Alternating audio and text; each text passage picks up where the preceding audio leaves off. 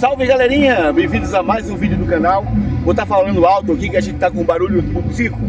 Estamos aqui hoje na Quinta da Boa Vista, no Circo Marcos Frota. Estou aqui com o drone DJI Flip para a gente fazer um voozinho aqui na Quinta da Boa Vista. O dia hoje não está aquele dia maravilhoso, mas como esse drone aqui, o último trabalho que eu fiz com ele, rolou umas tremidas no gimbal e eu preciso voar para saber se está tudo certinho. E se você gosta de conteúdos como esse, já vai deixando o seu like e se inscreva, aperta o sininho para receber as notificações. Vamos pro vídeo, fica com a vinheta e vamos voar de drone. Valeu!